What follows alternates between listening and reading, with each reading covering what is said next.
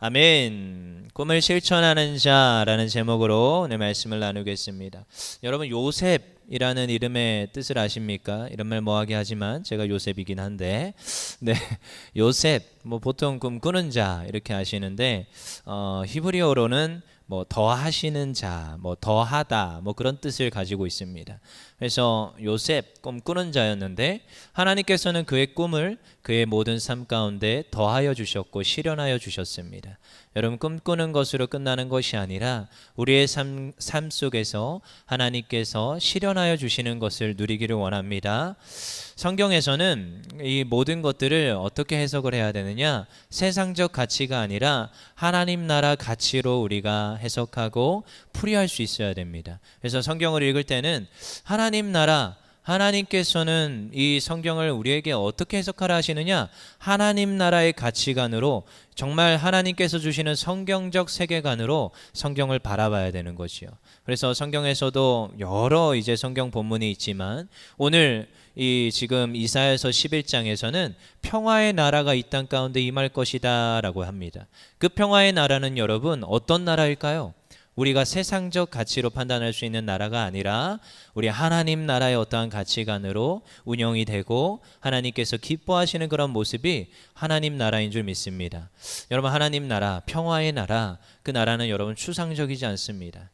실제적인 것이고 우리의 삶 속에 실제로 이루어지는 것이 하나님 나라입니다. 그래서 우리가 천국을 누린다라는 것은 우리가 죽어서 저 천국 간다 이 표현만 있는 것이 아니라 이 땅에서 천국을 누리는 자의 삶이 평화의 나라요, 하나님 천국을 누리는 자라고 하는 줄 믿습니다.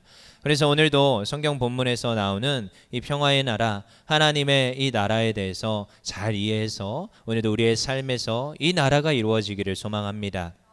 특별히 이사야 본문보다 일단 누가복음부터 볼까요? 누가복음 14장 12절에 14절 한번 참고문헌 보겠습니다. 시작. 또 자기를 청한 자에게 이르시되 내가 점심이나 저녁이나 베풀거든 벗이나 형제나 친척이나 부한 이웃을 청하지 말라. 두렵건대 그 사람들이 너를 도로 청하여 내게 갚음이 될까 하노라. 잔치를 베풀거든 차라리 가난한 자들과 몸 불편한 자들과 저는 자들과 맹인들을 청하라. 그리하면 그들이 갚을 것이 없으므로 내게 복이 되리니 이는 의인들의 부활 시에 내가 갚음을 받겠음이라 하시더라. 아멘. 여러분, 그렇습니다. 세상적 가치관이 아니라 하나님 나라의 가치관으로 우리가 성경을 보면은 하나님 나라는 이러합니다. 그래서 청한 자가 뭔가 배부르고 뭔가 부유한 자들을 청하는 것이 아니라 어떤 자들을 청하라고요? 맹인을 청하래요. 불편한 자들을 청하래요. 지금 베풀 것이 없는 가난한 자들을 청하라고 하고 있습니다. 여러분, 천국은 그러한 곳, 그런 이들이 많은 곳, 어쩌면 그러한 이들을 초청해야 되는 곳이 천국, 하나님 나라의 가치관이라는 거예요. 그래서 우리가 이 땅을 살아가면서 우리가 이 땅에서 이 평화의 나라를 누리면서 살 때는 이 세상적 가치관, 어쩌면 기브 앤 테이크, 내가 준 만큼 받기를 원하는 가치가 아니라 그냥 주고 끝나는 거예요. 그래서 옛날에도 참 저희 아버지께서 굉장히 많은 그 상가집을 다니시더라고요. 물론 교인 상이 났으면 당연히 쏜살같이 어디든지 다 달려가시죠. 근데 지인들 어떤 상이 나도 어디를 막론하고 그 전국 방방 곳곳을 다니시더라고요. 어딜 돌아다니기를 좋아해서 그러지 않습니다. 하물며 저의 일생의 가족여행은 딱 한 번밖에 없었어요. 그만큼 어디 가는 게 없으셨어요. 그만큼 교회, 집, 학교 이것밖에 모르시는 분이셨는데 근데 꼭 장례식장을 쫓아다니십니다. 그러고 나서 다음날 제가 물어봤습니다. 그렇게 열심히 쫓아다니시길래 도대체 나중에 얼마나 받으시려고 그러십니까? 제가 따져봤어요. 물어봤어요. 우스갯소리로. 그랬더니 이렇게 말씀하시더라고요. 요셉아, 받을 걸 기대하고 가는 게 아니라 그냥 주고 오는 거다. 그리고 너가 지금부터 잘 기억해라. 받을 거를 기억하고 주는 게 아니라 그냥 주고 끝나는 거다. 기억하지 말고 그냥 주었으므로 그것으로 만족하고 기뻐하며 그냥 너의 삶을, 그리고 네가 할 도리를 해라 라고 가르쳐 주셨어요. 근데 지금까지도 그 말을 마음에 새기고 있습니다. 결혼식장이든 장례식장이든 어디를 다닐 때 내가 준 걸 받겠다라는 게 아니에요. 이건 세상적 가치관이죠. 목사님 그렇게 얘기하면 어떡합니까? 이럴지 모르겠지만 실제로 그렇습니다. 너무나도 극명하게 드러나는 것이 우리의 삶 속에서 있더라는 것이요. 여러분, 우리는 세상적 가치관이 아니라 성경적 하나님 나라 가치관으로 합니다. 그래서 아까 읽은 누가복음 14장 14절에 뭐라고 합니까? 그들이 갚을 것이 없으므로 내게 복이 되리니 의인들의 부활 시에 내가 갚음을 받겠나이다. 이게 부활 신앙입니다. 이게 하나님을 믿는 그리스도인들의 신앙입니다. 언제요? 부활 때에 내가 갚음을 받겠다라는 거예요. 여러분, 지금 내가 당장 이 땅에서 기부했다고 테이크를 받는 게 아니라 이게 언젠가 결국 하나님께서 그 모든 것을 셈하여 보시고 주시는데 부활 때에 하나님 나에게 주신다는 거예요. 근데 그거 아십니까? 나에게 때로 나눌지라도 내 자녀에게 갈 때가 있습니다. 여러분, 저도 아직 경험을 못 해봤지만 수없이 많이 들어봐서 알고 있습니다. 여러분, 그걸 저도 믿음으로 가는 거예요. 그냥 베풀면, 섬기면 내가 주었던 것들이 결국은 하나님 기뻐하시는 일이요, 성경적 가치관이요, 오늘도 내가 하였던 것들이 부활신앙 가운데 주님 베풀어 주시는 그 은혜와 복이 크다라는 것을 오늘 믿고 가는 것이 우리의 삶인 줄 믿습니다. 그래서 이 본문의 장면을 지금 이해하실 때는 이 지금 하나님 나라 가치가 어떤 건가를 명확히 하고 가셔야 됩니다. 하나님 나라는 give and take 세상적 가치관이 아니고 오늘도 거저주는 것, 내가 때로는 손해보는 것, 내가 때로는 하나님 앞에서 헌신하며 조금 낮은 자리에 서는 것이, 어쩌면 가장 낮은 자리에 서는 것이 모멸과 수모와 여러 가지 고통을 당하는 그 자리가 사실은 어쩌면 하나님 나라라고 말할 수 있을 것입니다. 그래서 오늘 본문으로 돌아오시면 여러분, 말씀의 배경이 어떻습니까? 오늘 본문 11장이 지금 갑자기 평화의 나라래요. 이새의 줄기가 나고 그 위에 하나님의 영 곧 지혜와 총명과 모략과 재능, 여호와를 경외하고 즐거움이 넘쳐난대요. 근데 여러분, 지금 이 시대적 상황이 어떻습니까? 지난주에 우리 이사야서 9장 봤지요. 여러분, 시대적 상황은 지금 좋은 상황이 아닙니다. 아람 왕과 북이스라엘 두 연합군이 쳐들어와서 예루살렘을 지금 포위한 상황이에요. 지금 너무나도 절망과 너무나도 지금 고역과 폐역과 지금 굉장히 힘든 상태가 지금 이사야서에 있는 말씀의 상태입니다. 너희들이 결국은 멸망할 거야 라는 그 말씀 가운데 있는 이들이 이들이라는 말이에요. 근데요, 그들에게 무엇이 있습니까? 이새의 줄기가 난대요. 그리고 또 지금 이들의 상황이 어떻습니까? 이사야서 1장 23절. 이사야서 1장 23절 읽어볼게요. 시작. 내 고관들은 패역하고 도둑과 짝하며 다 뇌물을 사랑하며 예물을 구하며 고아를 위하여 신원하지 아니하는 그 상태. 하나님 가장 악하게 여기시는 겁니다. 여러분, 성경에서는 왜 이렇게 고아들이 많이 나옵니까?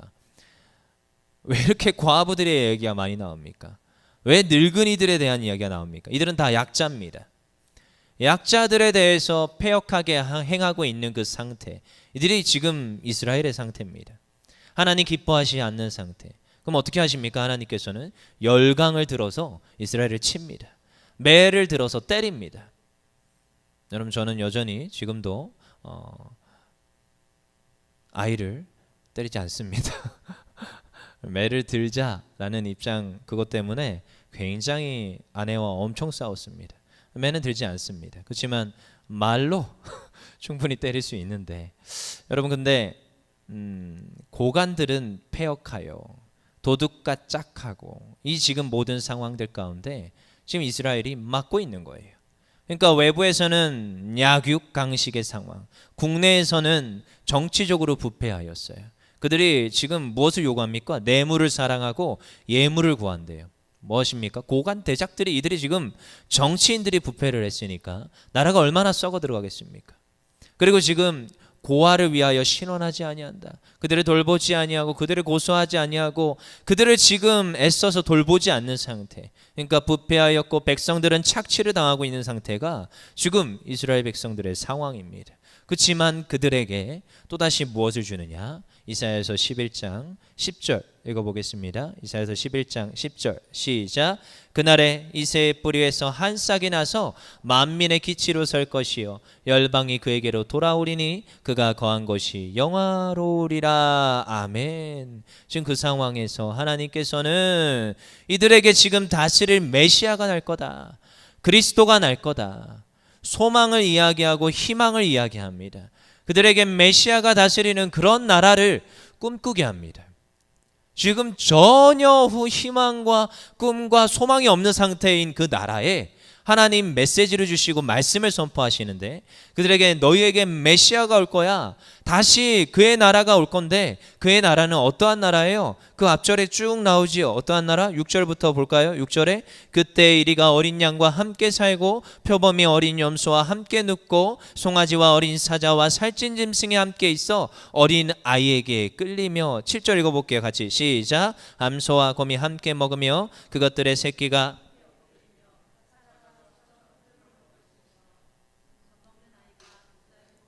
장난하며 젖된 어린아이가 독사의 굴에 손을 넣을 것이로 그 거룩한 산 모든 곳에서 헤렘도 없고 상함도 없고 이는 물이 바다를 덮음같이 여호와를 아는 지식이 세상에 충만할 것임이니라. 이러한 나라가 이루어진다는 거죠. 여러분, 이러한 나라, 여러분 그거 아십니까? 이런 나라를 여러분 꿈꾸고 있습니까? 지금 나라의 현재 처지와 나의 삶의 처지를 돌아볼 때 여러분, 이러한 멋진 나라, 누구도 박해받지 아니하고 누구도 약육강식의 그런 형태가 아니라 어린아이나 노인이나 과부나 누구 한 명 소외되지 아니하고 약자와 강자가 없는, 부자와 가난한 자가 없는 그런 평화의 나라가 이 땅 가운데 실현될 거라는 거예요. 여러분, 저도 옛날 옛적 먼 나라 호랑이가 담배 피던 시절 지금은 요즘은 찬양합시다 하면 앞에다가 PPT를 띄우는 이 멋들어진 세계에 살지만, 그때는 우리 수련회 합시다 하면은 제가 기억하는 선생님들은 밤을 지새우면서 전지에다가 콩나물 대가리를 그렸어요. 기억하십니까, 권사님? 네, 콩나물 대가리를 전지에다가 그렸습니다. 그렇게 넘기는 거. 그래서 제가 그거를 미리 좀 하지, 선생님한테 가서 그랬어요. 선생님, 미리 좀 하지, 왜 전날 저녁에서 밤을 셉니까? 하면서 이제 했던 기억이 나요, 대학생 선생님한테. 근데 그때 불렀던 찬양들이 참 떠오르는 찬양들이 많아요. 아름다운 이야기가 있네, 뭐 이런 찬양. 그리고 또 사막에 샘이 넘쳐 흐르리라. 기억하십니까? 여러분, 이 사실 이사야서 11장은 그 어렸을 때 그 불렀던 찬양을 떠올리게 해요. 그래서 그 전지를 넘기면서 여러 가지가 찬양들이 막 있는데 그 중에 정말 애창곡 중에 하나였어요. 도대체 그 사자굴에 손 놓고 뱀이 안 물고 그냥 그런 스쳐가는 단어들만 딱딱딱 떠오르는데, 쳐다보니까 나중에 보니까 이사야서 말씀이더라고요. 여러분 떠오르십니까? 사막에 샘이 넘쳐 흐르리라, 사막에 꽃이 피어 향내 내리라, 주님이 다스릴 그 나라가 되면은 사막이 꽃동산 되리, 사자들이 어린 양과 뛰놀고 어린이도 같이 뒹구는 참사랑과 기쁨의 그 나라가 이제 속히 오리라. 황금자 집사님은 따라 부르시네. 아는 사람. 네, 여러분 이 찬양이 떠오르지요. 여러분, 근데 이 찬양에서 참 마음에 와닿는 찬양은, 가사는 주님이 다스릴 그 나라가 되면은 사막이 꽃동산 되리. 그리고 뒤에 2절에서는 주님이 다스릴 그 나라가 되면은 사막이 낙원 되리라. 황폐하고 물이 없고 지금 푸석푸석한 그 땅이 어떻게 된다고요? 꽃동산이 되고 낙원이 된다는 거예요. 그래서 사자들이나 어린 양이나 함께 뒹굴고 독사굴에 어린이가 손 놓고 장난쳐도 물지가 않는 그런 나라가 된다는 거죠. 여러분, 그 나라가 하나님이 다스리신 그 메시아 예수 그리스도께서 오셔서 다스리는 그 나라라는 거예요. 여러분, 그 나라를 우리가 꿈꿔야 됩니다. 요즘도 뉴스만 틀면 무슨 칼부림 사건 하면서 두려움에 떨게 합니다. 저도 뭐 친구들한테서 속보야 속보 하면서 막 뭔가 날라올 때 흠칫흠칫합니다. 누를 수가 없을 때가 많아요. 근데 그럴 때마다 저는요, 물론 현상이 사회적 분위기가 그러할지라도 꿈꿉니다. 하나님, 이런 나라, 이 나라를 꿈꿉니다. 하나님, 이런 나라, 약자나 강자나 연약한 자나 부족한 자나 때로는 힘이 있고 부자나 누구도 차별받지 않는 그런 나라, 하나님 꿈꿉니다. 그런 나라만이 아니라 하나님 그런 교회. 오늘도 하나님 앞에 기도합기는 하나님 교회는 좀 다른 가치관이 있어야 됩니다. 강자가 쓰임받는 게 아니라 약자가 쓰임받는 교회. 때로는 부유하다고가 아니라 가난할지라도 몸이 연약할지라도 때로는 내가 힘이 없을지라도 하나님 앞에 나와서 하나님의 교회의 일원으로서 교회를 세우는 주의 일꾼 되는 그런 교회. 누구나 하나님 앞에 왔을 때 하나님 사용하시고 하나님께서 세우셔서 모두가 평화를 누리며 기쁨을 누리는 교회. 그런 교회를 꿈꿉니다. 최소한 세상이 그러할지라도 하나님 교회는 좀 달라야 되지 않겠습니까? 여러분, 이 힘든 시대 가운데 제가 늘 마음에 품는 것은 하나님 제 마음에 꿈이 있게 해달라고. 하나님 시대가 상황이 어떠하고 지금 나의 처지가 어떠하고를 떠나서 하나님 저는 꿈을 가지기를 원합니다. 왜요? 이사야서 11장에 이 주어지는 이 말씀이 상황이 이스라엘이 꿈을 가질 수 없는 상황인데 하나님은 꿈을 주시더라는 거예요. 너희가 이렇게 피곤하고 힘들고 너희가 결국 나라가 망하지만 결국 메시아가 올 거야. 그래서 이런 나라를 이룰 거야. 꿈을 주시고 소망을 주시더라는 거예요. 여러분, 성경적 원리를 보면서 저도 저의 삶에서 하나님 앞에 꿈을 가집니다. 하나님 주신 그 꿈을 나의 삶에서 이루게 하여 주시옵소서. 그러자면 가장 먼저 꿈이 회복되어야 됩니다. 꿈이 없으면 안 돼요. 꿈이 있어야 됩니다. 꿈을 붙들어야 됩니다. 우리 시편 137편 1절 읽어보겠습니다. 시작. 우리가 바벨론의 여러 강병 거기에 앉아서 시온을 기억하며 울었도다. 그들이 비록 포로로 끌려갔어요. 그들이 그 바벨론 그발 강가에서 울면서 그들이 조롱을 당합니다. 너 하나님을 찬양하던 그 입술로 우리를 찬양해봐라. 우리 앞에서 장기자랑해봐. 그러니까 이스라엘 백성들이 장기자랑을 하는 거예요. 왜요? 살아야 되니까. 노예니까요. 하나님을 찬양하던 그 곡조로 그들 앞에서 장기자랑하는 거예요. 그러면서 속으로 울음을 삼킵니다. 그러면서 마음으로는 꿈을 가지는 거예요. 시온을 기억하며 울었도다. 그들의 처지가 여러분 느껴지십니까? 상황이 어떠한 게 상관이 없습니다. 여러분, 지금 내가 처한 그 상황과 여건과 내 모습이 어떠하건 상관이 없습니다. 내 마음에 꿈이 있다면 그 꿈을 기억하고 그 꿈을 바라보고 그 꿈을 내가 오늘도 회복한다면 눈빛이 달라집니다. 여러분, 사람은 꿈이 있을 때 눈빛이 다릅니다. 눈빛이 다릅니다. 저도 최근에 어떤 친구들을 만나면서 어떤 친구가 작년에 분명히 만났을 때, 목사 입장에서는 1년에 한 번씩 만나는 친구도 있습니다. 강제로 집에 쳐들어가서 만나는 경우가 있거든요. 1년에 한 번 정도 있을 때가 있어요. 근데 작년에 만났을 때와 이번 연도에 만났을 때 눈빛이 달라요. 아, 이 친구가 꿈이 생겼구나. 그게 보일 때가 있습니다. 그리고 어떤 친구는 또 눈빛이 다르는데 꿈을 가지긴 가졌어요. 그 꿈이 뭐냐? 8월 중순에 휴가 가는 거예요. 해외 나가는 거예요. 그래서 이 친구가 막 처음 오랜만에 만나서 막 대화를 하는데 흥미가 없어요. 아, 또 이 목사님 오셔가지고 잔소리하네. 교회 나오라고 뻔한 레파토리로 또 이야기하네. 뭐 하겠습니까? 제가 가가지고 그 옆에 어머님 딱 앉혀놓고 똑같은 소리 또 해요. 작년에 했던 소리. 근데 이 친구한테 이제 너 휴가 갔다 왔냐 물어봤어요. 그랬더니 눈빛이 팍 바뀌어요. 그래서 2주 뒤에 어디로 가는데 국내가 아니에요. 거기 가는데 오늘 여권 발급해 왔습니다. 그래서 눈이 반짝반짝반짝 빛나는데 그래, 너의 눈빛을 내가 보았다. 그 반짝거리는 그 눈빛.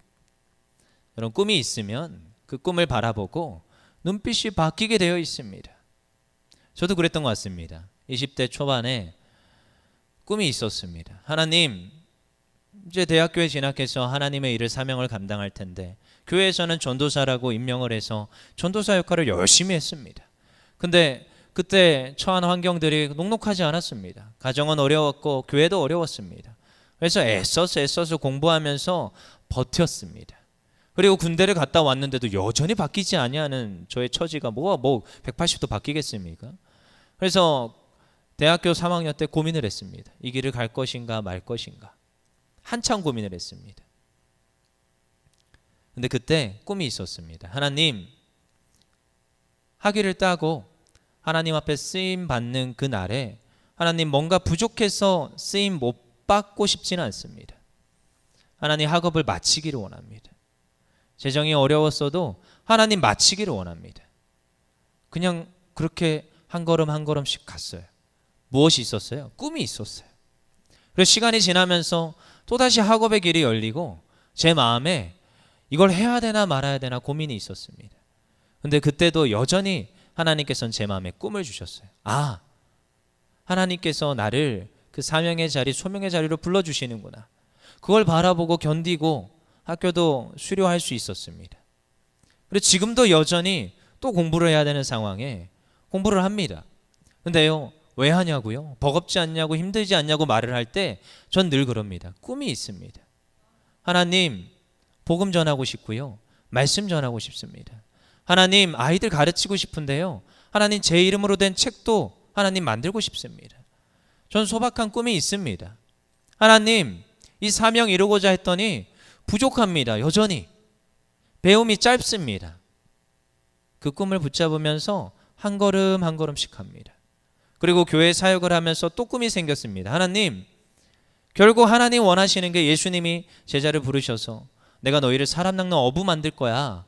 그리고 예수님께서 부활 승천하시면서 너희는 가서 제자를 삼고 성령으로 세례를 주고 너희가 또 가서 가르쳐 지키게 해. 그 말씀이 제 마음에 와 닿았습니다. 그래서 하나님, 저는 언젠가 담임하는 목회가 할 때 하나님, 선교하는 교회 하고 싶습니다. 다른 교회 말고 하나님, 복음 전하는 교회, 선교하는 교회 하고 싶습니다. 교회는 당연히 그렇게 해야겠지요. 그랬지요? 맞습니다. 그렇지만 제가 20살 초반에 사역하던 교회는 선교의 선자도 꺼내지 못하는 교회였습니다. 교회가 그냥 교회 유지하는 것도 힘든 개척교회였단 말이에요. 선교가 어디 있습니까? 전도하는 것도 벅찹니다. 전도합시다. 아무도 안 나옵니다. 다 생업이 바쁘고 현생이 바쁩니다. 그래도 애써서 목회하면서 하나님, 저는 꿈이 있습니다. 하나님, 선교하는 목회하고 싶습니다. 그리고 사역지를 밖으로 나와서 사역할 일이 있어서 그 교회 갔더니 그 교회가 선교를 하는 교회인 거예요. 그래서 그곳에서 훈련 받으면서 선교의 선자를 배우게 됐습니다. 실제로. 그리고 학업도 마치고 선교 단체도 들어가게 됐습니다. 꿈이 있었습니다. 근데 하나님께서 한 걸음 한 걸음 그 모든 모습을 보여주시더라고요. 제가 애써서 이것저것 한 거 아닙니다. 그냥 그 자리에서 학업에 충실했고 그냥 그 자리에서 하나님 맡겨주신 사역 잘 감당했더니 하나님께서 자꾸만 들어서 옮기시면서 꿈이요, 이젠 그냥 꿈이 아니라 제 삶에서 이루어지는, 실현되어지는 하나님 나라로 제 삶에 임하더라는 거예요. 근데 뒤돌아보니까 늘 저로 하여금 포기하지 아니하고 그 길을 걸어가게 했던 건 꿈이 있었습니다. 여러분, 그래서 저는 청소년이나 청년들, 그리고 어쩌면 장년들까지도 만나면 늘 물어봅니다. 혹시 마음에 비전이 있으십니까? 마음에 꿈이 있으십니까? 사명이 있으십니까? 말이 조금 다르지만 하나님 사랑하십니까? 오늘도 성령으로 충만하십니까? 같은 말입니다. 내 마음에 하나님 주신 그 꿈이 있는지, 오늘 그 꿈을 회복하는 우리 모두 되기를 원합니다.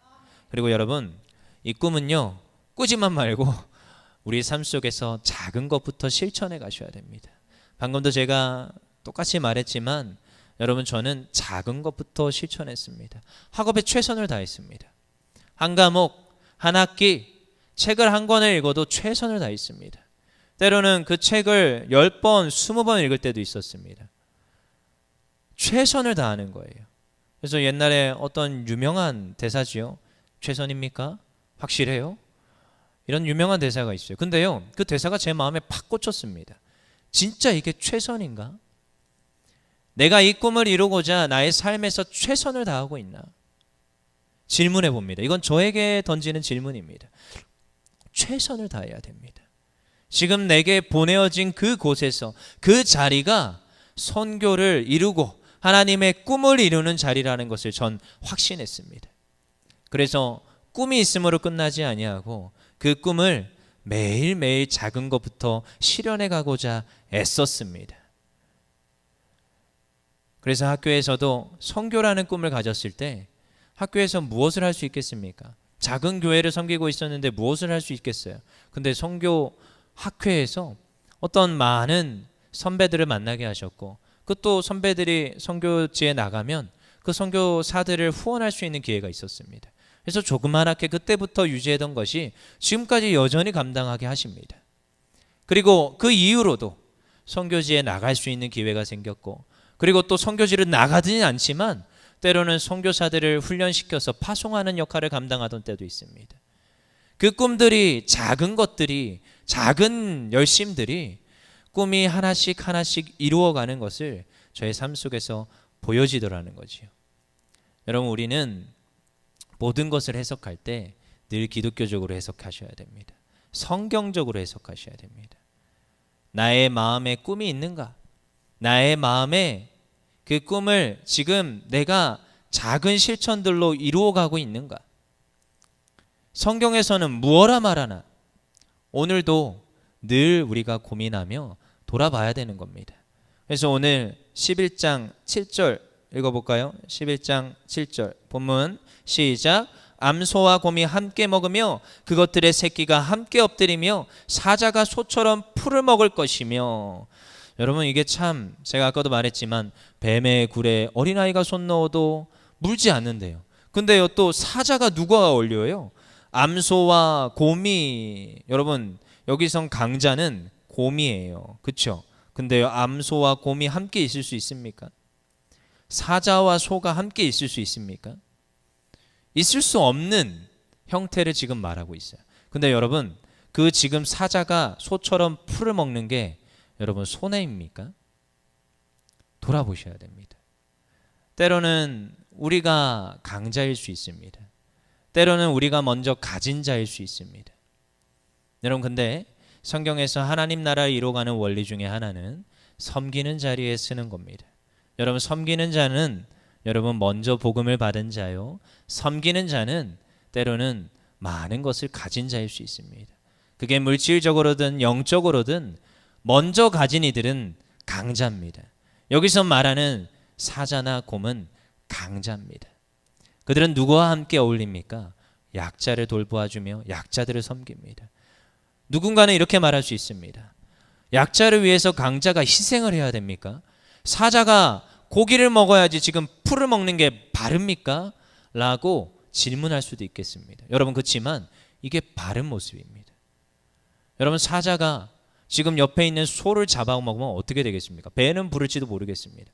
그럼 소는요? 아니, 그러면 남은 사자는요?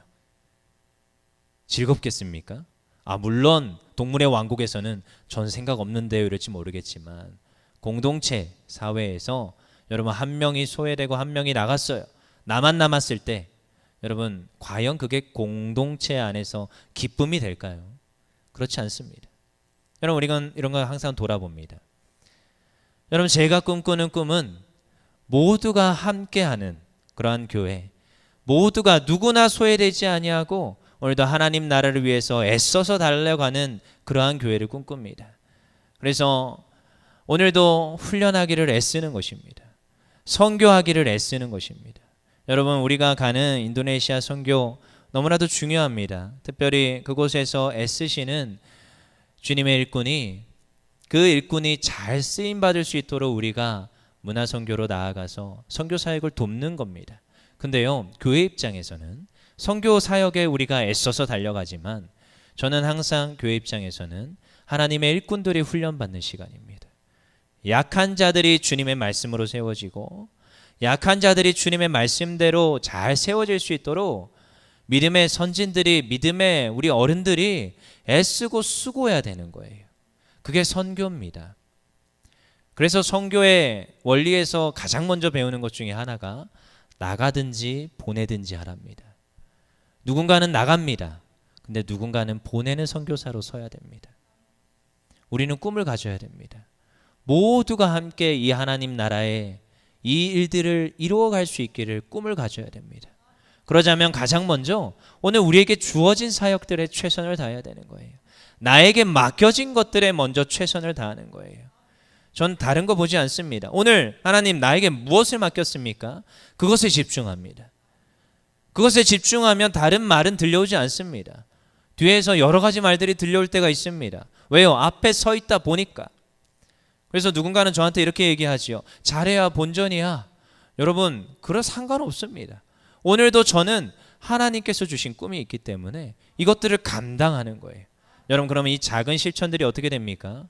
이 작은 실천들이 모여서 오늘도 우리 모두의 꿈을 이뤄가는 점 있습니다. 그래서 오늘도 우리는 선교를 감당하는 거예요. 하나님 나라를 전하는데 애쓰는 것입니다.